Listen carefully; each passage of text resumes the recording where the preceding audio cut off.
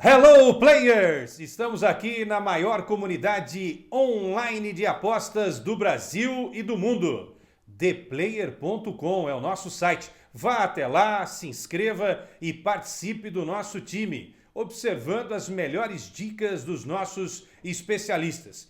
Especialistas no futebol, na Fórmula 1, com a nossa parceria com o Motorsport, vôlei, basquete, tênis e também o mundo do boxe. Estamos também no Instagram, The Player no Instagram, no Facebook, The Player no Facebook e também The Player no Twitter. E são tantos especialistas, o mito dos palpites está lá. Você sabe quem é o mito dos palpites?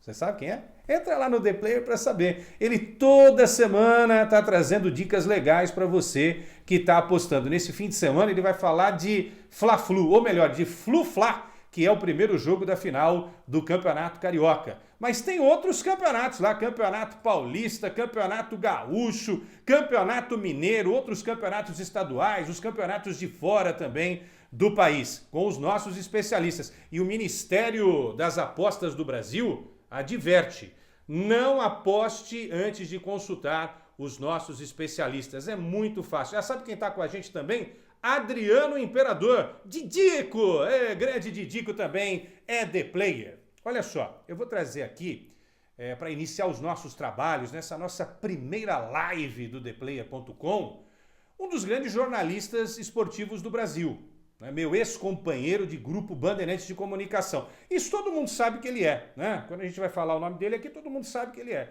O que a gente não sabia, eu sabia, estou resenhando aqui, né? O que a gente não sabia é que o cara é um dos maiores especialistas quando o assunto é aposta esportiva. Põe na tela aí, Juju, meu produtor, meu coordenador. Tá aí, demorou um pouquinho para carregar, porque, claro, dois caras desse nível aqui na tela, demora um pouco para carregar também. Grande Murilo Borges, seja bem-vindo, player, big player. Fala, Guiçada, tudo bem? Uma honra estar aqui com você, junto com o pessoal do The Player. Demorou para carregar porque eu tô pesado, viu? Essa pandemia aí ganhei alguns quilinhos a mais. Mas, cara, sou apaixonado por esporte e por aposta. Tem gente que gosta de viajar, gente que gosta de comer, de cozinhar, tem gente que gosta de balada. Eu gosto de esporte e amo apostar desde moleque, viu? E entende de todos os esportes. É um apaixonado mesmo, né? É um cara fanático por esportes. Prazer te rever, Murilo, estiloso Murilo. Eu também tô com a minha barbicha aqui, cara, ó. Ela não tá tão bonita quanto a tua, mas a gente dá uma enganada, né, meu velho? Olha lá, vamos lá, né? Pra E o botar rosto o... tá, o rosto tá redondo, que eu tenho que deixar a barba pra ver se dá uma afinada. Agora, ô Murilão, me conta aí, conta pra gente, né? Pra gente que aposta, eu aposto também, claro, né? Dou dicas, sou um especialista, aposto também e há milhares e milhares que apostam, milhões e milhões que apostam quando a gente fala desse grande planeta que é o planeta esporte. Como é que surgiu, não é, essa paixão também pelo mundo das apostas? Como é que isso rolou na sua vida do jornalista esportivo Murilo Borges? Olha, Questada, é muito antes de. Uma das minhas primeiras memórias de vida sou eu com 5, 6 anos de idade, sentado numa mesa com meus tios e meus pais, eles jogando pôquer e eu assistindo aquilo. Eu sempre fui fascinado por jogo, por aposta. E aí, quando eu fiz 18 anos, um dia depois do meu aniversário de 18 anos, eu nem sonhava em ser jornalista esportivo ainda, eu já comecei a apostar. Infelizmente, naquela época, não tinha um site como ThePlayer.com para eu aprender todas as manhas, né? Eu sabia já de esporte, acompanhava bastante esporte, mas não basta saber de esporte, tem que saber de aposta também. Então passei 2, 3 anos quebrando a cabeça, perdendo dinheiro ali, até achar realmente técnicas, entender realmente como funciona esse mercado, e aí passar também agora a dividir esse conhecimento com outras pessoas. Então acho que o ThePlayer.com chega aí para ajudar muitas pessoas a ensinar, né, como apostar, porque é aquilo, não basta saber só de esporte. Tem que saber também de aposta, entender onde está o valor das melhores apostas naquele jogo. Agora eu ouvi um dia desses o seguinte, que tem uns caras, não é o seu caso, tá? Que tem uns caras que conhecem muito do mundo das apostas, do futebol, por exemplo, embora não sejam especialistas na coisa do jogo. O que eu quero dizer é o seguinte, você, por exemplo, você comenta um jogo de futebol dormindo, né? Mas você também é um grande apostador, ou seja, você sabe esses dois caminhos, né? O que eu quero perguntar para você é o seguinte, não necessariamente entender de futebol significa entender de apostas, certo? Eu queria que você Exatamente. explicasse isso, né? Qual é a sacada? Qual é o pulo do gato? Lembrando da Rádio Bandeirantes, qual é o pulo do gato nisso que eu estou falando? Sempre quando você vai apostar alguma coisa, você tem que pensar o que vai ter de volta, né? O que você está colocando em jogo e o que você pode ganhar com isso. Seria injusto você ir para uma final do Mundial entre Liverpool e Flamengo, por exemplo, e apostar com o inglês R$ 10 cada um. Ou se der Liverpool, se der, eu te dou 10, se der Flamengo, você me dá 10, porque o Liverpool é muito favorito. É justamente nesse limiar de favoritismo que entra o bom apostador. Um apostador que percebe ali, olha, Fla-Flu vai ter. O Flamengo é mais time do que o Fluminense. Isso aí eu acho que todo mundo concorda. Fato é, se eu colocar meu dinheiro no Flamengo, vai ser melhor do que se eu colocar no Fluminense, sendo que o Fluminense vai me pagar 3 vezes mais, por exemplo. Se eles jogarem 3 vezes, será que o Flamengo vai ganhar as 3 vezes? Ou será que alguma vez vai empatar? O Fluminense vai vencer? Se acontecer isso, dependendo das odds, né, das cotações que estão ali, já muda completamente. Então não é só acertar quem vai ganhar, é acertar se vale a pena apostar que aquele time vai ganhar. Olha aí, olha a dica de um especialista, Murilo Borges. E um detalhe, Murilo, na hora de apostar tem que deixar o coração de lado? Deixa o Ah, coraçãozinho numa caixinha lá e pega a outra caixa que tem a razão?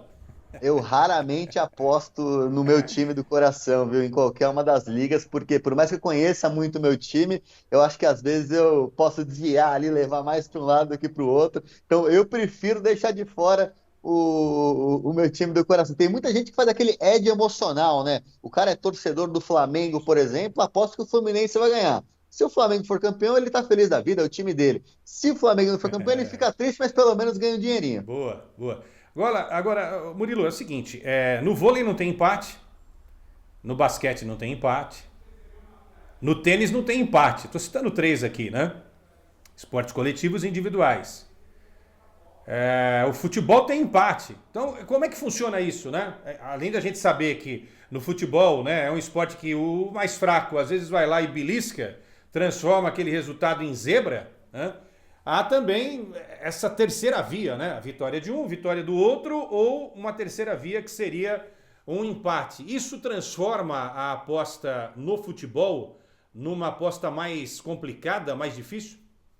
Ah, sem dúvida é uma armadilha a mais, né? Você é parte do princípio que já tem três resultados finais ali contra dois. Eu, geralmente, no futebol, vai ser muito difícil você me ver apostando em quem vai ganhar o jogo. Eu procuro trabalhar com o mercado de gols, de escanteio, apostar, por exemplo, que ambas equipes vão marcar num jogo, ou que só um time vai fazer gol no jogo, ou que vai ter poucos gols nessa partida. São os mercados que eu costumo preferir. A gente sabe que a maioria das pessoas optam por ir no vencedor, perdedor, até porque é o jeito mais fácil de entender e até a forma como nós brasileiros, né, que participamos desde molecada em bolões, né, a gente aposta quem vai ganhar, o resultado final da partida. Eu acho que vai ser 3-0, 3-1.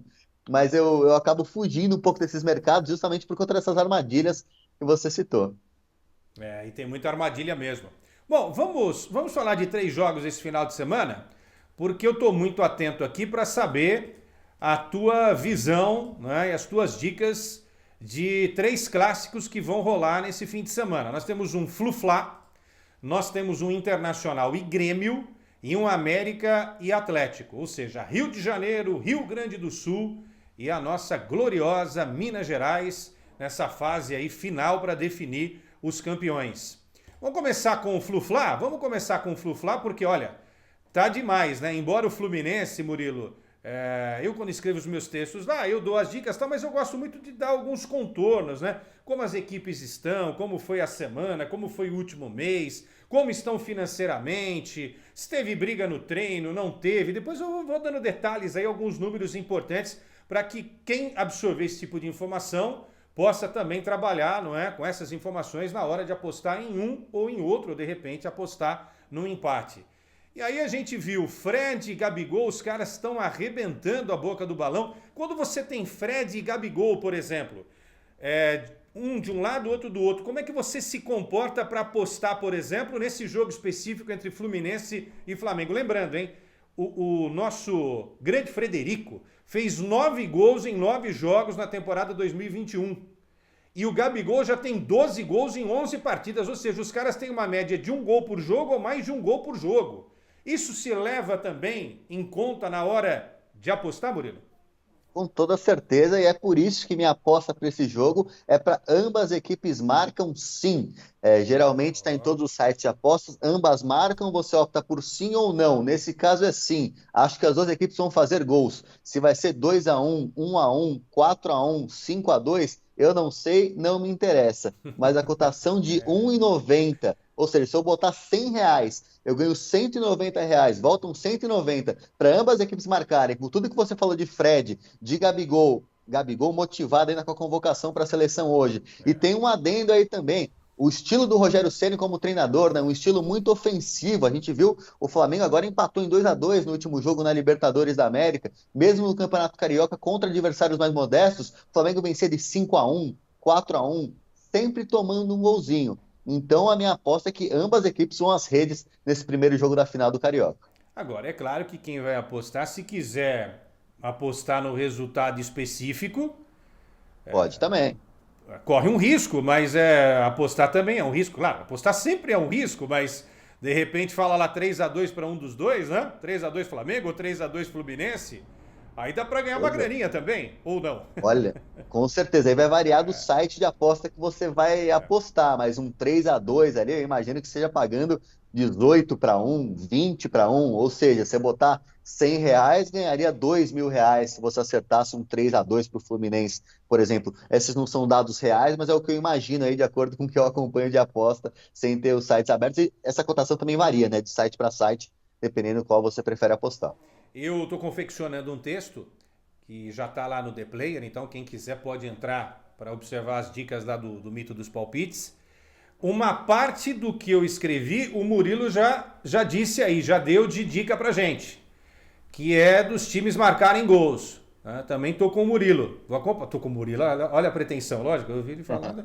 Eu tô com o Murilo. Né? Os dois times marcam. Mas lá eu vou colocar se tem um vencedor, não tem, se de repente vai dar empate. Eu arrisco, eu gosto de arriscar. A gente não pode ter medo na hora de apostar, não pode ter medo. Se você tiver medo, aí não adianta, fique em casa. Eu costumo brincar com os meus amigos apostadores. Detalhe, o Fluminense não perde há 11 partidas entre Campeonato Carioca e Libertadores. E o Flamengo já tem uma invencibilidade de 8 jogos. Olha só, são dois dados importantes aí, não é, Murilo? Na hora da gente também apostar nesse grande duelo, primeiro jogo da final do Campeonato Carioca. Essas invencibilidades já um tanto quanto longas de ambos, né, envolvendo o Campeonato Estadual e a Libertadores da América. Sim, são sem dúvida alguma os dois melhores times, os dois únicos times cariocas na Série A do Brasileirão. Os dois melhores times estão jogando um futebol legal. A gente citou o Fred, jogadores experientes aí, Nenê, Casares no Fluminense, mas também tem o Kaique, esse moleque que joga muita bola, 17 anos, craque aí. Olho nesse menino que a gente vai ficar por pouco tempo aqui, viu, pra gente assistir ele aqui no futebol brasileiro. Com certeza. Olha só, Gabigol e Fred, duelo de gerações de artilheiros.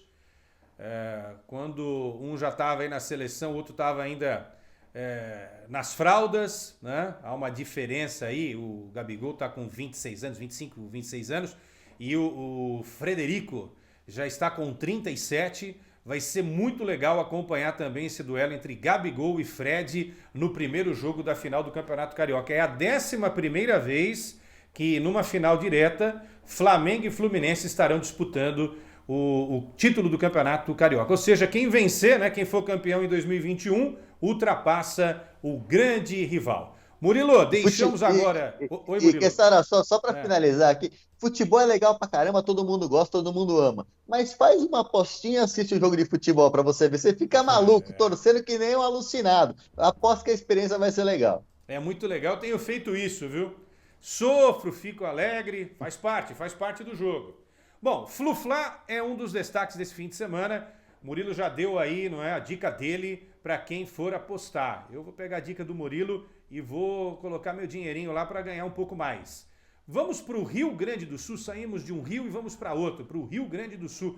Lá temos, já está na tela aí, Internacional e Grêmio, Internacional de Paulo Guerreiro e Diego Souza, o vovô Diego Souza. Há uma esperança muito grande para que o Diego ajude aí o time, principalmente no Campeonato Brasileiro, já que o Grêmio está fora da Libertadores da América. Esse é um jogo sempre complicado, hein, Murilo? Mas nos últimos tempos, o Inter está tendo uma dificuldade imensa numa sequência para conseguir resultados positivos diante do maior rival. Histórico entra na análise da dica aí também? Ah, sempre entra, sempre entra. E aqui eu vou na contramão do que eu falei do clássico carioca. Esse jogo aí, a gente tá vendo essa imagem truncada aí de briga. Cara, se você pegar os últimos jogos entre Inter e Grêmio, a grande maioria deles com pouquíssimos gols. Muito 0-0, muito 1-0. E primeiro jogo de final costuma ser um jogo mais truncado. Esse é um jogo para under na minha avaliação de gols, né? A gente fala under de gols quando acha que vai ter menos de 2,5 gols, por exemplo, na partida. Acho que é um jogo para 0-0, 1-0 ou 1-1. Então, eu gosto bastante desse mercado de under. E também faria uma fezinha ali, que é para apostar no over de cartões ou que vai ter um cartão vermelho. A gente sabe como é que é o clássico Grenal, para mim, o maior clássico do Brasil. Ultimamente tem tido expulsão em todo o Grenal. E eu não descartaria essa aposta também, não. Olha aí que dica importante do Murilo Borges, hein?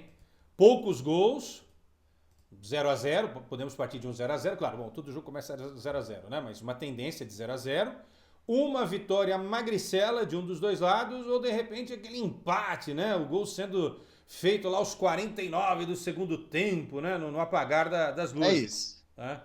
E cartões, o Murilo lembrou algo interessante. Quando é que Grêmio e Inter jogam e não tem cartão? Sempre Pois vai é. ter cartão, não tem jeito, né? Por se tratar de um dos maiores clássicos do planeta. Treinadores novos, né, na equipe, querendo mostrar serviço. Ninguém vai querer tomar uma paulada. Então, mesmo quem fizer 1-0, eu acho que vai fechar a casinha e não vai querer meter 2, 3, porque não vai conseguir também, eu acho. Então, eu tô apostando que é um jogo para poucos gols mesmo, a não ser que saia um gol logo no comecinho da partida, mas eu não duvido não que o primeiro tempo 0-0 e fique um jogo meio morno nessa primeira partida aí. Bem batido, bem truncado, muitas faltas. Acho que isso vai afastar os gols do jogo. Eu pergunto para o jornalista e o apostador, baseado na informação do jornalista, vai responder essa pergunta. A gente sabe que na pandemia não está tendo torcida nos estádios. Uma coisa é o Inter jogar com a torcida dele no Beira-Rio, o jogo vai ser no Beira-Rio sem torcida, o primeiro jogo, e o segundo acontece na linda Arena Azul do Grêmio, também sem torcida. Quer dizer, isso também transforma os jogos em jogos mais neutros, né? Não vou falar que é campo neutro, porque o Beira-Rio é do Internacional, claro, e o do Grêmio é do Grêmio, mas não tem o aspecto torcida. O aspecto torcida muda, né? Muda também essa coisa de empurrar o time, enfim, né? Uma coisa é jogar com torcida, outra é jogar sem torcida. Quantos jogos a gente não fez aí, Murilo? Né? Com estádios lotados, com 40, 50, 60, 70, 80 mil pessoas. É diferente, o clima é diferente para todo mundo. Se é pra gente, imagine para os caras que estão jogando, né? Isso mudou também nesse momento, nesse período de pandemia, o nosso olhar na hora de apostar, ou seja, de observar que os jogos ficaram mais neutros, esses grandes jogos, em que já é difícil naturalmente a gente indicar um favorito, e sem a torcida parece que a coisa fica mais justa ainda. Muitas caras de apostas fizeram estudos, né, nos primeiros 6 meses ali sem torcida nos estádios, não só no Brasil, mas internacionalmente, para entender qual era o impacto disso nas apostas, né? Será que estava saindo mais escanteio, mais falta, menos falta, mais cartões? E percebeu-se que saem menos cartões, por exemplo, quando não tem torcida. Quando tem a torcida ali, eu acho que aquilo gera um ambiente um pouco mais de tensão e muitas vezes saem mais cartões. Por outro lado, ouvindo os jogadores falando, eles falam, pô, agora eu percebi que aquele cara fala pra caramba durante o jogo, isso aí me incomoda, já queria mandar ele para aquele lugar. E aí começou, tem os dois lados aí, mas sem dúvida é um espetáculo completamente diferente sem torcida, né? Legal isso daí, hein? Olha só, né? As casas de apostas também ligadas nesse movimento da falta de torcedor dentro dos estádios de futebol.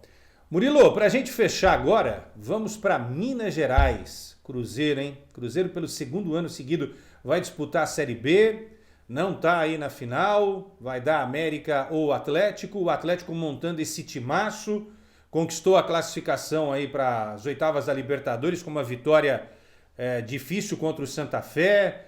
em meio àquele turbilhão em que está vivendo a Colômbia, né, com muitos protestos contra carga tributária, pobreza, desemprego. Não foi fácil, o clima não foi legal. O jogo foi disputado em Barranquilla, não foi em Cali. O Atlético demorou como se estivesse indo para o Japão. Enfim, todos esses contornos que a gente conhece desse duelo que classificou o Galo. E o América fazendo um trabalho super bacana, comandado pelo Lisca, chegando à semifinal de Copa do Brasil, chegando à final de Campeonato Mineiro. Vamos lá, qual a tua dica para esse grande duelo, hein? Lembrando que antes do surgimento do Cruzeiro, o grande clássico das Alterosas era América e Atlético. Tá lá, novamente, repetindo a história, América e Atlético, Murilo.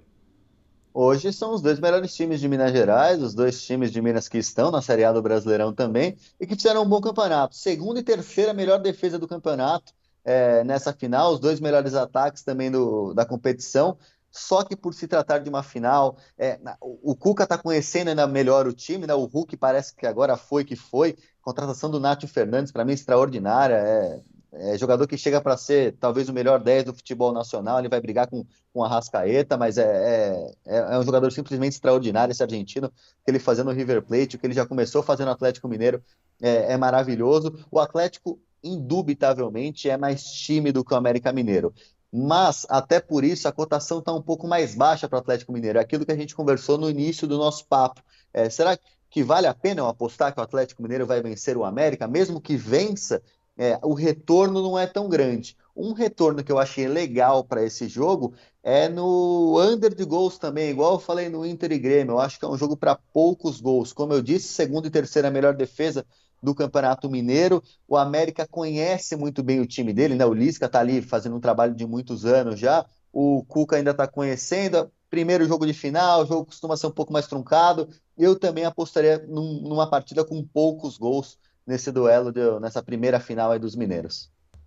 Primeiro jogo, né? Vamos dar uma seguradinha, depois no segundo a gente vê no que vai dar. Tá aí, Murilo Borges dando dicas de América e Atlético Mineiro, Internacional e Grêmio e o grande clássico Flu-Fla, que o primeiro mandante é o Flu, na segunda partida será Fla-Flu, isso não vai mudar, a ordem dos fatores não altera o grande produto que certamente produzirão Fluminense e Flamengo nesse primeiro jogo da final do Campeonato Carioca. Olha, saudações para o player Murilo Borges, um dos maiores especialistas em apostas do Brasil e do mundo. Aí na próxima live a gente vai falar sobre o que aconteceu nesse fim de semana. Perfeito, Murilo? Até a próxima.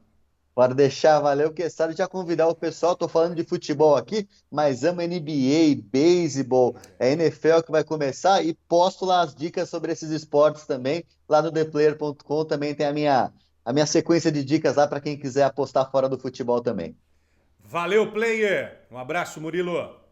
Até mais, Quesadinha. Abraço. Valeu, Murilo Borges. Até a próxima live. Na próxima sexta-feira, toda sexta-feira, você acompanha aqui a live com os nossos especialistas, sob o meu comando, para a gente tratar das melhores dicas, não é? No futebol, no tênis, na NBA, no boxe, no vôlei e na Fórmula 1. Serão os próximos temas aqui da nossa live no theplayer.com. Lembrando, hein? Se entrar lá no theplayer.com, você que gosta muito de futebol, tá curtindo a Libertadores, tem um guia da Libertadores que foi preparado por mim.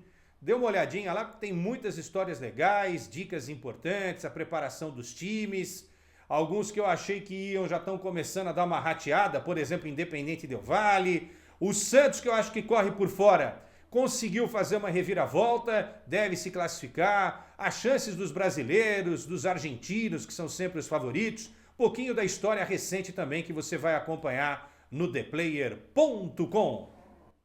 Vimos aí na tela o guia da Libertadores da América. E da Libertadores vamos para o mundo do automobilismo.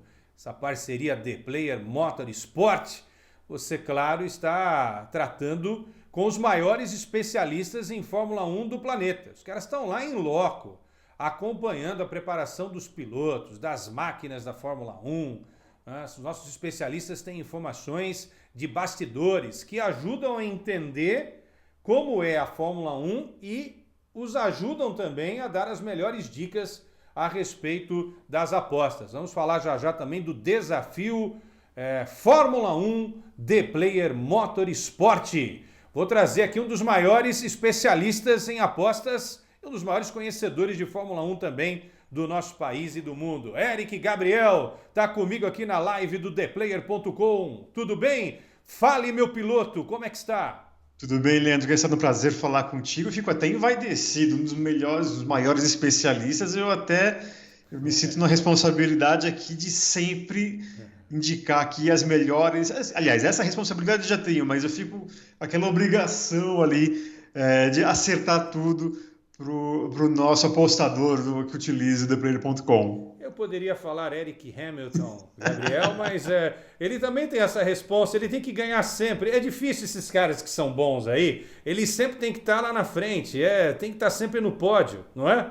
Sim, não, esses caras, a pressão deles é muito maior que a nossa, com certeza. Apostar em Fórmula 1 dá dinheiro? Pergunta fácil, na lata para você. Tá, você precisa mixar ali, misturar algumas coisas, né? As informações, que essas você pode encontrar tanto no motorsport.com e também na comunidade do motorsport.com dentro do The Player, você consegue pegar essas informações e saber transferi-las na hora de fazer uma aposta. Também observar o campeonato e também tem aquele feeling, né, que você pode jogar a questão da sorte. Mas você precisa primeiro se informar bem para não perder dinheiro e, consequentemente, acabar ganhando muito. Dá para ganhar dinheiro, sim. E o leque, Eric, é muito grande na hora de apostar na Fórmula 1. Você pode apostar no melhor, né? Eu falei do Hamilton aqui, mas você pode também, por exemplo, apostar naquele que tem menos possibilidades. Ou que tem maiores possibilidades de abandonar a corrida, por exemplo. Exatamente. Eu estou falando de um certo japonês. Vocês quebraram a banca aí, ó. Ele está na tela. Tsunoda, arigato, banzai, arigato. Exatamente. Na última corrida, no GP da Espanha, o Tsunoda foi o primeiro a abandonar a corrida, obviamente o último colocado, mas foi o primeiro a abandonar. E dentro desse leque de apostas, você também pode apostar naquele piloto que você não acredita tanto. E, no caso, quem apostou no Yuki Tsunoda, piloto da AlphaTauri, que ele fosse o primeiro a abandonar, foi lá e conseguiu quebrar a banca ali, conseguiu ganhar um bom dinheiro. Porque apostar no Hamilton, apostar no Verstappen para ganhar uma corrida, que sabe, é até de certa forma fácil, né? Mas o cheque ali, o checkmate, está na hora de você pegar aquela aposta que poucos esperam e que tem uma odds boa, né? E conseguir que isso se concretize. Aí é a hora que você vai ganhar uma belíssima grana, e quem apostou no Tsunoda se deu bem. Por exemplo, quem apostou R$1.000, estou falando R$1.000 aqui para ficar fácil a conta, no abandono do japonês, ganhou 22 vezes o valor. Uau! Uau, hein? Uau! Rapaz, R$22 mil. Para fazer uma continha aqui fácil. Quem apostou um ganhou 22, né? Você faz vezes 22. Mas não era só o Tsunoda, não. Tinha outras duas figuras aí que também estavam concorrendo, né? Estão na tela aí. Esse que aparece aí é o nosso glorioso Nikita Mazepin. Ele está na Fórmula 1 muito por conta da força financeira do seu pai. Dmitry Mazepin, que é um dos bilionários russos ali, que tem um leque legal, você já deve ter visto no futebol, né, que é dono de clube na Europa e tal. Esses bilionários russos, eles também atuam na Fórmula 1 e, no caso, o pai do Nikita, o Dmitry, é o principal patrocinador da Haas, a equipe norte-americana, da Fórmula 1. E ele, obviamente, nesse início de temporada, o Quesada, vem mostrando que não é dos melhores ali, sempre roda, causa acidentes, causa desconfiança de muitos outros pilotos ali. Tanto que até tem um apelido, né? O Mazepin, muita gente está chamando ele agora de Mazespin, juntando com uma palavra em inglês, que é o spin, que é justamente roda, né? Então é o Mazespin que está sempre rodando e, não por acaso, quando você vai apostar ali no primeiro piloto a abandonar a corrida, ele é o favorito, né? Acaba pagando menos porque justamente ele é o favorito. Mazepin, Tsunoda e tem mais um, que também está na tela aí. Ou seja, se for apostar em abandono, é bom ficar ligado nessas três figuras. A terceira está aí. No caso, esse que está aí é o Nicolas Latifi, que é o piloto da Williams que já não é mais aquela Williams das épocas de Nelson Piquet, e foi a minha aposta, inclusive, para o GP da Espanha. Ele acabou completando a prova, mas não é o principal favorito, mas está ali também entre a probabilidade de acabar rodando, acabar tendo um acidente e não pagar tanto assim, mas porque é uma aposta mais certeira. Eu acabei apostando nele para sair no último GP, acabei não dando muito certo, mas também ele estava sendo bem apostado ali e é válido sempre olhar com carinho, entre aspas, para esse piloto canadense. Ô, Eric, o Tsunoda é melhor que o Satoru Nakajima? Acho que sim, viu, Quesada? Acho que sim. Para quem não lembra, o Satoru Nakajima era... Se hoje estivéssemos, né, nos tempos de Satoru Nakajima, o Satoru Nakajima estaria nesse time também aí, Sim. né? Sim, o Tsunoda até é o primeiro ano dele na Fórmula 1, é muito jovem, foi até de maneira... e a ascensão dele foi até de certa forma surpreendente, mas ele, ao contrário do Mazepin, ele subiu por méritos, por mostrar que realmente tem um futuro na Fórmula 1. Os erros que eu acho que são naturais, principalmente no primeiro ano de Fórmula 1, vai pela questão da idade e, de certa maneira, não deve ser o primeiro abandono, não deve ser nem o último. Mas, para efeitos de aposta, eu acho que é sempre bom a galera ficar de olho nele, não por maldade, mas pelo fato dele ser um novato, ele está se acostumando ainda na categoria. E agora mais uma fácil para você. Essa é fácil. Opa! Essa é fácil. O Latifi não lembra em nada alguém que tem um nome muito parecido com o dele, o sobrenome muito parecido com o dele, um tal de Jacques Lafitte. Jacques Lafitte da nossa gloriosa Ligier. Poxa Bons vida. tempos, hein? Uma outra Fórmula 1, com certeza. O Latifi, ele também pertence a uma família bilionária na Fórmula 1. Tem vários, assim. Acho que assim, piloto que paga para entrar, compra vaga, isso existe desde a época de antes até do Lafitte, né? Então, o Latifi, ele tem a família ali também que tem uma boa grana e ele acaba se utilizando dessa força financeira para entrar na Fórmula 1. Ele é mais discreto, a gente pode dizer. Já é o segundo ano dele na Fórmula 1, está um pouco mais descolado, então não é tão ruim assim como muitos pensam. Mas é que como o Mazepin ele veio com tudo com dinheiro, e não é muito... E além de tudo, o Mazepin ele não é muito humilde, não. Ele fala que algumas coisas ali que a galera meio que fica com raiva e tal, mas é o mundo da Fórmula 1. São as histórias que permeiam a Fórmula 1, não só na pista, né? Isso que eu acho muito interessante. Mas todos esses 3 exemplos que nós demos aqui, a galera que for apostar para eleger o primeiro a sair da corrida, tem que ficar de olho. Ô Eric, conta pra mim como é que foi a performance aí da última semana do Motorsports. E eu queria que você falasse também um pouquinho do Bottas, né? Aquela história do Bottas ser a galinha dos ovos de ouro, né? Bottas de ouro. Tá aí o Bottas. O Bottas ele tem ficado marcado, né?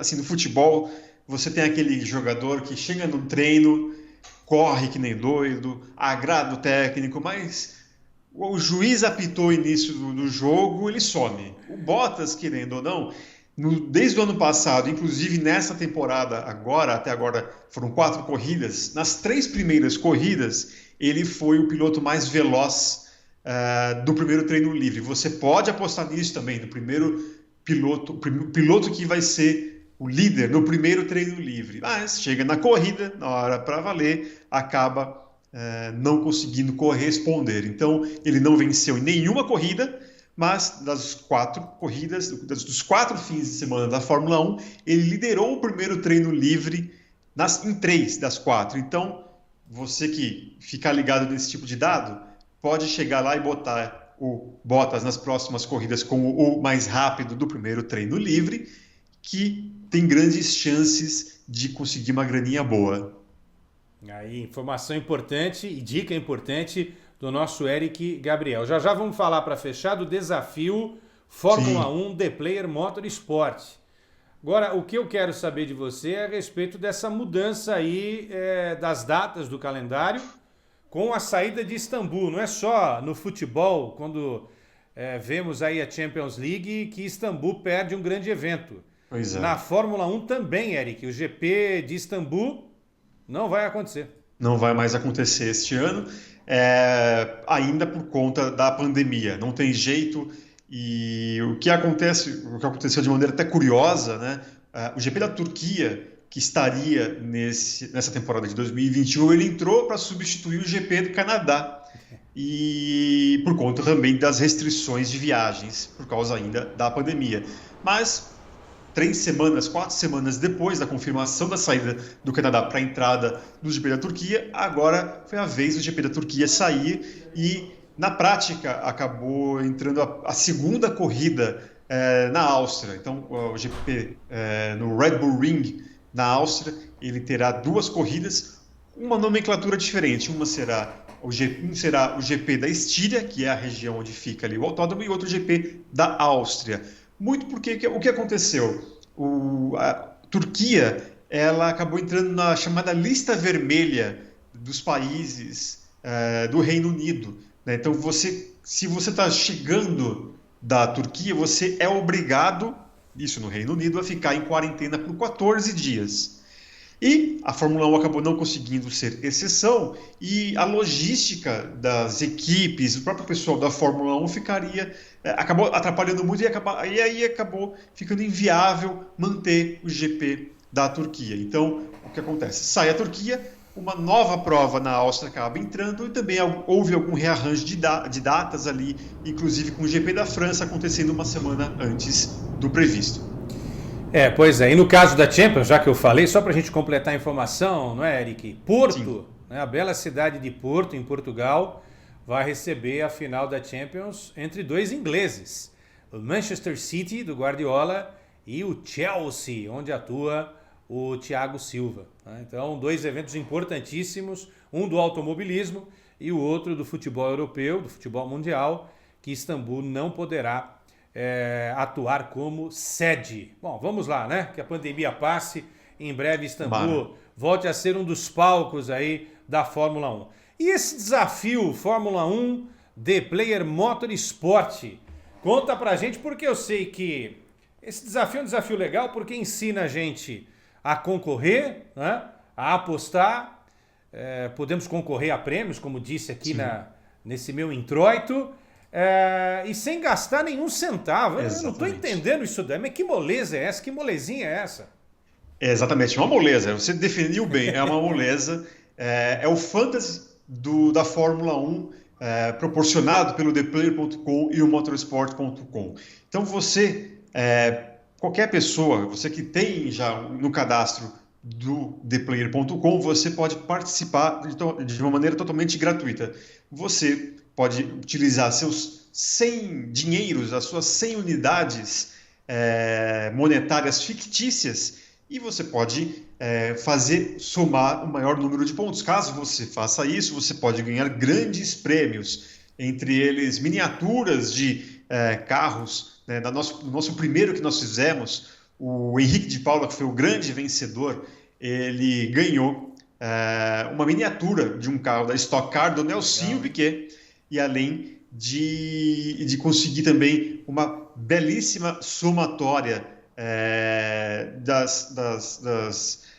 de apostas. Você pode ter em créditos ali de apostas também, você pode conseguir ali. O cara vai apostar na casa de apostas dele, no site de apostas dele, de graça, e além disso ganhou uma miniatura do Nelsinho Piquet. Por quê? Ele foi o melhor entre todos ali dentro do Fantasy. Ele apostou no vencedor certo, ele apostou em um dos pilotos que terminaram entre os 6 primeiros, e no primeiro a abandonar. Então ele apostou no Lewis Hamilton, que foi o vencedor da corrida do GP da Espanha. Ele apostou que o Charles Leclerc terminasse entre os 6 primeiros, o piloto de origem de Mônaco, monegasca, conseguiu terminar entre os 6 primeiros e apostou no Yuki Tsunoda, que nós falamos aqui, como o primeiro a abandonar. E ele somou ali mais de 500 pontos, 565 pontos em tese. Olha só que legal. Se você pensa nisso em aposta, ele utilizou 100 unidades e conseguiu reverter em 560. Se ele tivesse pegado essas odds, que são verdadeiras, e tivesse apostado dinheiro, ele teria apostado R$100 e teria retornado R$560. Fantástico isso, né? Oh, sensacional. Na semana que vem, a gente dá as dicas do GP de Mônaco, a próxima etapa do Mundial de Fórmula 1. O Eric, que deu uma aula aqui, já prepara a segunda aula para a próxima sexta-feira. Eric, valeu, hein? Eu que agradeço, valeu, mais meu uma piloto. vez. Até a próxima. Prazer. Eric Gabriel, hein? Que papo legal. Motorsport The Player, que parceria bacana. Você já sabe, na hora de apostar na Fórmula 1, não tem que pensar duas vezes. É só entrar aqui no theplayer.com. Estamos também no Instagram, no Facebook, no Twitter, para você receber as principais dicas dos nossos grandes especialistas. Um time do Motorsport que está ali em loco acompanhando, respirando os ares da gloriosa Fórmula 1. Tá aí agora na tela também o nosso banner do desafio Fórmula 1 The Player Motorsport. Agora o nosso tema é saque e voleio, do blog Saque e Voleio. A gente vai trazer um dos maiores especialistas em tênis, que dá as melhores dicas também dos jogos que acontecem todos os dias. Esse é um esporte que tem muito a ver com apostas e todo santo dia tem uma partida muito legal para a gente acompanhar de tênis. Várias partidas. Estamos falando do Ale Cosenza, já está na tela aí. Seja bem-vindo, player do nosso tênis, para falar do Master 1000 de Roma que está rolando e para dar umas palhinhas de futebol também, afinal de contas. Já desde eu fiz uma brincadeira com o Cosenza, né? Cosenza é um nome de um time também da Itália. Tá meio mal das pernas, é verdade. Qual será o futuro do Cosenza? Eu quero apostar no Cosenza. O que eu faço, Ale? Seja bem-vindo aqui à nossa live. Difícil, hein? O time tá brigando para não cair para a Série C lá, então é arriscado. Acho que é mais fácil apostar contra o time nessa fase. Mas fazer o quê, né? A gente torce. É um time que, assim, subiu tem 3 anos, então tá brigando aí para ficar na Série B. Ano passado precisou de uma sequência ali, final, se eu não me engano, foram 7, 8 derrotas seguidas para não cair. Então a coisa foi complicada. Esse ano tá complicado de novo, então o time tá brigando. É time guerreiro, do time do sul da Itália, pequeno, modesto. A gente torce, né? Fazer o quê? É um dos seus 2 times da Itália. O outro é o?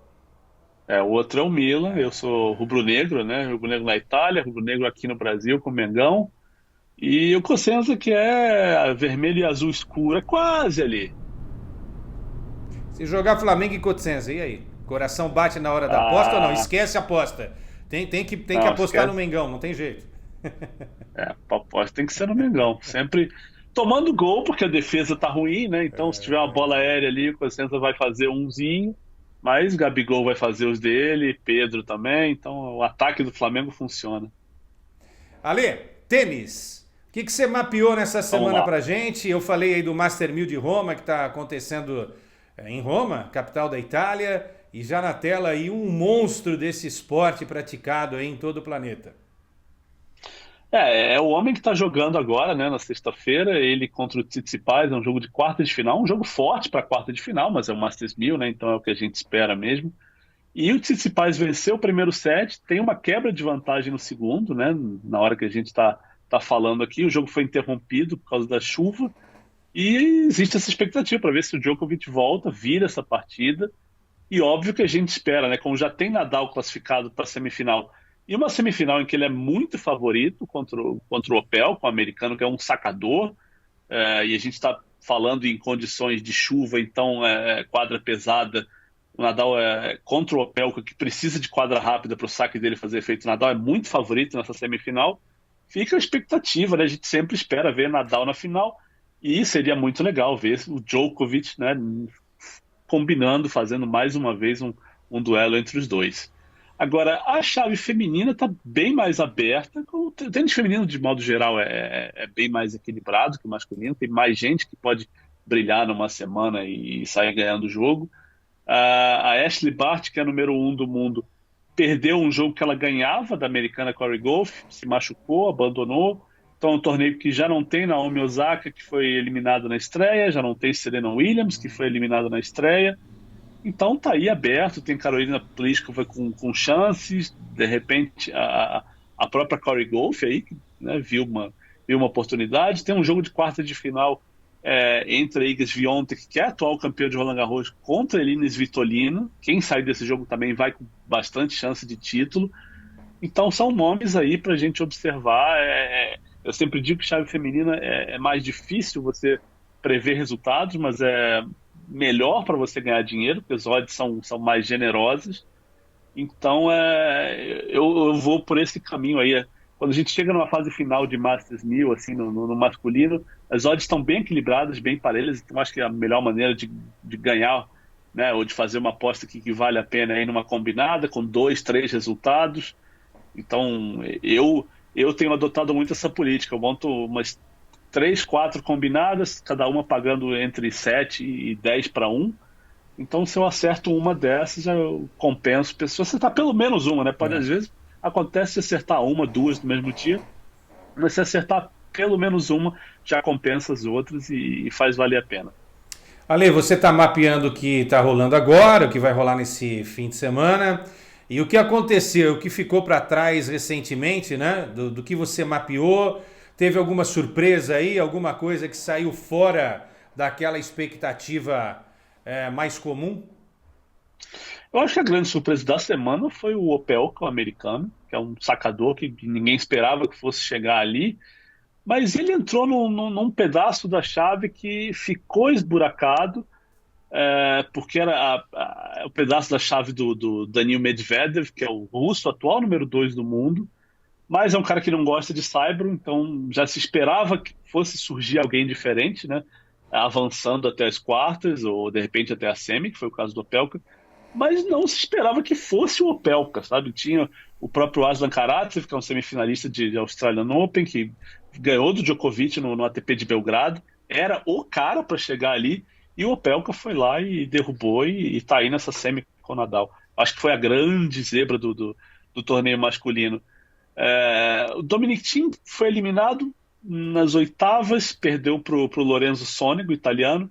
Resultado surpreendente, mas nem tanto, porque o Thiem ele passou um tempo sem jogar, voltou agora essa semana, está buscando ritmo, então ainda não está no melhor dele. Talvez ele consiga chegar bem lá para a segunda semana de Roland Garros, que é onde, né, as coisas se decidem, mas não foi uma zebra tão grande.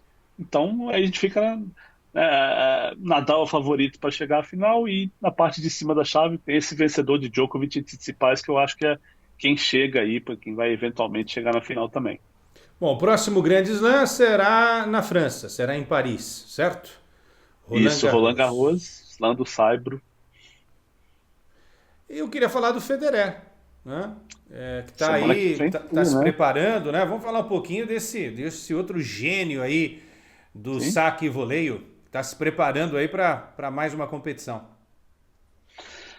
Tem o ATP 250 de Genebra, na Suíça, semana que vem. Ele volta em casa. E a gente fica... o que se espera, o que se comenta, que é o torneio de preparação dele, o único torneio de saibro que ele vai jogar na Europa antes de Roland Garros. Para ser um teste, para ver onde ele está. Ele disputou um torneio só esse ano, volta de uma lesão no joelho que não foi tão simples quanto ele esperava que fosse. Foi uma lesão que exigiu 2 cirurgias. Ele voltou, jogou um torneio, 2 partidas, e agora deixou... Né, não disputou o Masters de Miami, que se esperava, não jogou Monte Carlo, não jogou Madrid, não jogou em Roma. Deixou para fazer esse teste bem perto de Roland Garros, então vai ser nesse ATP de Genebra, que é uma semana antes do Grande Slam do Saibro. E vai, né, ele entra, obviamente a gente sempre espera ver o Federer jogando bem, ganhando um torneio ATP 250, porque a chave não vai ser tão forte assim, mas tem sempre uma dúvida, né? O Saibro exige um pouco mais de condicionamento físico, mais trocas de bola mais longas, e eu não tenho lá tanta certeza assim se o Federer vai jogar em Roland Garros. Eu acho que vai depender muito dessa experiência que ele vai ter em Genebra, de colocar o joelho à prova novamente, de repente ter que fazer duas partidas longas em dias consecutivos, que é algo que você precisa fazer num ATP 250, são torneios de uma semana só, então de repente você precisa jogar 3 sets num dia, mais 3 sets no outro, e aí você está falando em 2 horas e meia de jogo aqui, 2 horas e meia ali, e eu acho que vai ser o grande teste, acho que ele vai decidir se vai jogar o Roland Garros baseado nisso. Ele oficialmente não falou nada, então o nome dele está inscrito em Roland Garros, mas se ele vai jogar uma semana antes é porque ele não está tão seguro assim do que vai acontecer. Então tem essa pulguinha atrás da orelha. Essa interrogação com o Highlander do tênis. Olha, no futebol a gente sabe, né? Goleiro vai até os 40 fácil, tal. Alguns poucos jogadores de linha chegam até os 40. O homem já está com 39, é isso? O Federer já tem 39. Vai até quando, hein? Vai até quando, Cosenza? Olha, como ele tem um patrocinador, um fornecedor de material japonês, e isso, né, já tem um contrato já está há 2 anos, se eu não me engano, todo mundo imagina que pelo menos até os Jogos Olímpicos de Tóquio ele vai jogar, né? E a expectativa, ano passado se comentava muito isso, ele vai jogar até as Olimpíadas e vai parar. As Olimpíadas não aconteceram ano passado, ele não parou e, né, agora ele deve competir em Tóquio. Se, obviamente, não mudarem de ideia e cancelarem os jogos em cima da hora, que parece que não vai acontecer mais. Então, depois disso, aí vamos ver, né? Eu acho que depende muito mais do joelho, da condição física, do que dele querer continuar jogando, não continuar. Eu acho que o nível de tênis dele, ele estando bem fisicamente, ainda é alto. Ele ainda pode brigar com esses caras, com o Nadal, com o Djokovic, com o Dominic Thiem. Fez jogos duros quando esteve bem fisicamente, então acho que o joelho vai decidir até onde vai essa carreira. Bom, estivemos aqui com o Papa do Tênis, Gazzi, Ale Cosenza. Até a próxima sexta-feira. Se você quiser as melhores dicas do tênis, é fácil. É só ir lá no The Player e ler o que esse homem escreve a respeito do tênis. Você já está, olha, 95% encaminhado para acertar a tua aposta. Estou falando 95% porque às vezes o cara pode sentir uma dorzinha na panturrilha, pode deixar escapar, né, a raquete. São coisas que isso não dá para prever, isso ninguém sabe, isso não tem jeito. Certo, Papa? Foi o que aconteceu no jogo da Ashley Barty hoje, né? Ela ganhando um set, uma quebra de vantagem, número 1 do mundo, favorita no saibro, e sentiu uma lesão no braço e resolveu abandonar. Então, tênis sempre vai ter essas variáveis, né? Esporte individual, não dá para substituir, então acontece. Mas a gente, né, calcula probabilidades e vai com o que é mais provável acontecer, sempre analisando, né, tempo, piso, bola, o momento do jogador, histórico de confronto direto, tudo isso entra nessa equação aí que a gente pensa na hora de fazer uma aposta, seja simples no confronto direto, ou seja uma combinada. Mas pode acontecer qualquer coisa, né? Valeu, Ale. Grande abraço. Até a próxima sexta-feira. Valeu, até lá. Ale Cosenza, especialista do The Player, quando o assunto é tênis. E agora a gente vai para um outro esporte. E a gente vai colocar um banner aí histórico de uma luta que aconteceu, olha, mas há muito tempo atrás. Que foi uma zebra do boxe, que será explicada pelo nosso próximo especialista. Na tela, minha produção. Na tela, Juju. Na tela agora com um dos maiores especialistas de boxe do Brasil e do mundo, especialista também do ThePlayer.com, Wilson Baldini Jr.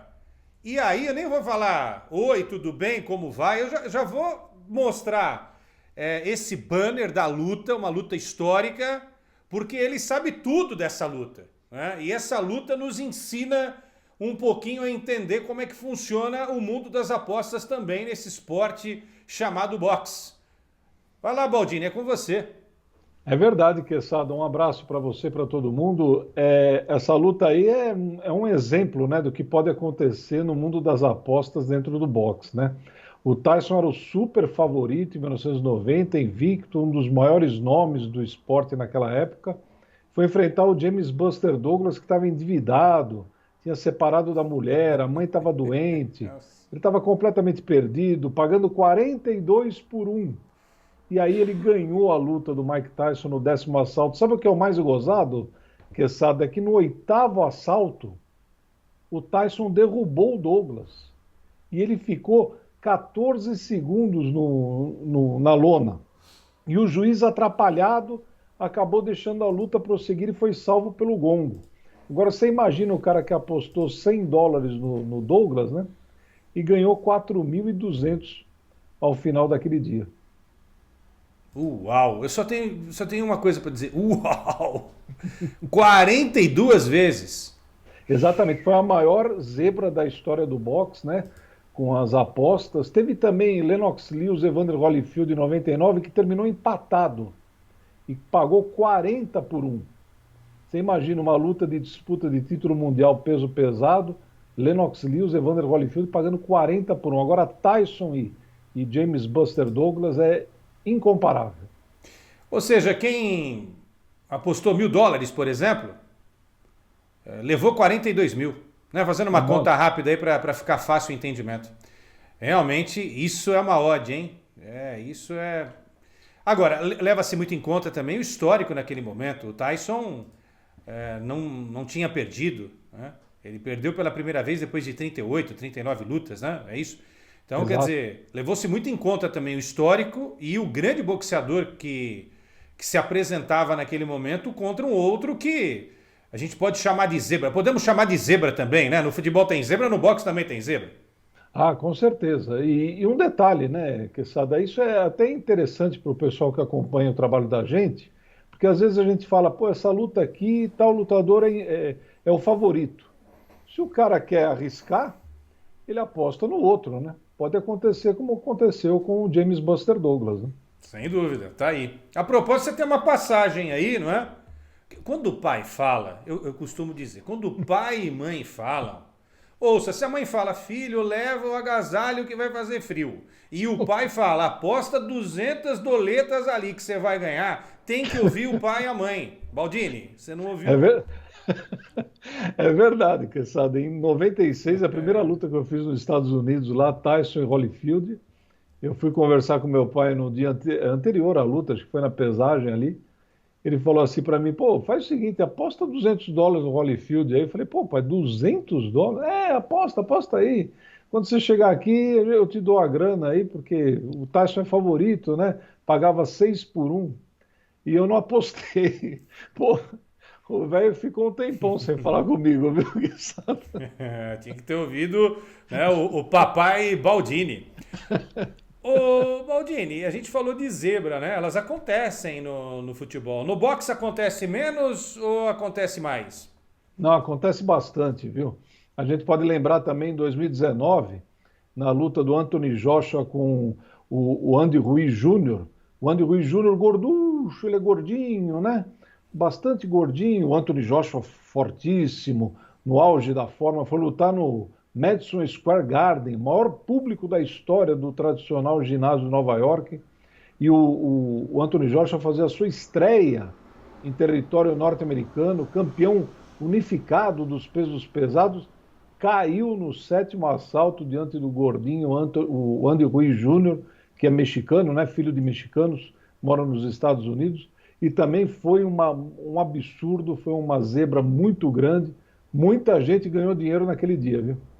Bom, antes de você falar do que vem nesse fim de semana e as suas dicas, as suas observações, suas informações importantes, como é que você entrou nesse mundo também das apostas? A gente sabe que você é um dos maiores jornalistas do Brasil, se especializou em boxe, mas conhece outros esportes também, né? Conhece muito de futebol. Mas como é que foi essa sua entrada no mundo das apostas? Olha, Quesada, acho que foi na época mesmo que eu comecei a ir nos eventos em Las Vegas, né? A gente entrando lá na cidade do jogo, né, como é conhecida a cidade lá em Nevada, realmente é impressionante, né? E a gente fica impressionado com o profissionalismo desse mundo, né? É incrível como tudo é muito bem feito, de uma forma muito profissional e que chama muito a atenção da gente. Evidentemente, a gente não tem tanto dinheiro assim para apostar, né? mas a gente faz a escolha. Não, peraí. Não tem porquê. Não ouviu o seu Baldini. Teria ficado milionário e teria tido dinheiro para apostar até hoje. Né? É verdade, é verdade. Se tivesse escutado o velho, tinha dado certo. Mas é um mundo muito legal, muito bacana. Eu acho que a gente tendo cuidado, né, para fazer tudo direitinho ali, é uma coisa que traz um prazer muito grande. E quando a gente fala de mundo das apostas, isso tem muito a ver com o boxe. Né? Desde que a gente fala de boxe, das lutas, né, que antecederam o que o boxe é hoje, já tinha essa coisa também de se apostar em um ou em outro lutador. Ah, não tenha dúvida, né? O legal é que hoje em dia existe essa aposta legal, né? Em alguns países ainda existem as apostas que são clandestinas, né? Que causam algum problema até para os lutadores, né? Mas da forma que é feita, hoje em dia, em grande parte, por muita gente, né? É uma coisa bacana demais de acompanhar, até interessante, né? Eu tenho um amigo, que sabe, pro boxe, ele aposta muito no boxe, acho que é futebol americano, se não me engano, que ele gosta muito. E ele vai apostando conforme vai acontecendo, né, o evento. E ele vai jogando, joga $10 aqui, $5 lá. A sorte é que ele tem muito dinheiro, né? E ele consegue fazer um monte de aposta. Vai mudando a opinião dele, conforme a coisa vai acontecendo, ele vai mudando a opinião. E ele quer que eu faça isso no boxe. Mas eu falei, não, mas calma, rapaz, calma que no boxe o negócio é um pouco mais... tem uma linha a ser seguida, né? Mas é impressionante como deixa ele fora de controle. Bom, Tyson contra o Buster Douglas era uma barbada e virou a maior zebra do boxe, né, das lutas importantes, como você já destacou e bem destacou. Esse fim de semana tem alguma barbadinha aí? Tem alguma coisa que pode acontecer de diferente? O que seria uma zebra? Tem alguma zebraça? Rapaz, tem uma luta aí que a gente escreveu para o site que eu acho que casa direitinho com a história do Tyson, viu? É uma disputa de meio pesados, né? Vai lutar o Joshua, que vai enfrentar o Dos Santos. É Joshua Buatsi, que ele nasceu em Gana e mora na Inglaterra, contra o Dos Santos, Blenda Dos Santos. Ele tem esse nome meio abrasileirado, mas ele é francês. A luta, segundo o pessoal da Inglaterra, os especialistas de lá, é uma barbárie. O Buatsi vem com tudo, ele já está ranqueado na Organização Mundial de Boxe para ganhar esse título internacional, que é uma espécie de uma segunda divisão do título mundial, porque o cara ganha esse título e aí ele pode ser um dos próximos adversários do campeão mundial. Então, o Buatsi é o grande favorito para essa luta. Agora, o Dos Santos não é bobo, não, né? Tem uma pancada forte, os dois são muito grandes, os dois têm 1,90 m de altura, então é uma disputa que a gente pode achar que o Buatsi vai levar fácil, mas um golpe no início da luta pode mudar tudo, viu, Quesada? Bom, se você quiser acompanhar essa dica e outras tantas do mundo do boxe, é só observar atentamente o que o Wilson Baldini Jr. traz pra gente aqui toda semana no ThePlayer.com. Ou seja, na hora de apostar nas lutas de boxe, a gente tem que ouvir o especialista, o grande Wilson Baldini Jr. Valeu, Baldini! Até a próxima sexta na nossa live. Obrigado, Quesada. Olha, dá uma ajeitada aí que você vai ficar no lugar do Michael Buffer, o grande o grande apresentador do boxe internacional. Vou falar, a gente faz aí, meu. Sendo honesto, a gente vai. Aí eu quero ver você entrar no ringue depois de eu falar Wilson Baldini Jr. Deixa eu perder um pouco de peso, mas vamos lá. Valeu, Baldini. E com o maestro Baldini, um dos papas do boxe, a coluna dele está lá no The Player. Lá você vai acompanhar colunas dos especialistas no futebol. Eu tenho a minha, o Imperador também, Murilo Borges, o pessoal da Fórmula 1 nessa parceria do The Player com o Motorsports. Você tem tênis, o saque e voleio, você tem a NBA, você tem o boxe com o Baldini, como eu lembrei. Você tem muitos esportes. E o Ministério, estão me pedindo para falar, claro, agora é o momento mais sério da nossa live. O Ministério das Apostas do Brasil adverte. Não aposte, achou que era muito sério, mas é muito sério. Não aposte antes de consultar os especialistas do The Player. Ok, players? Até a próxima live, na próxima sexta-feira. Bye, players.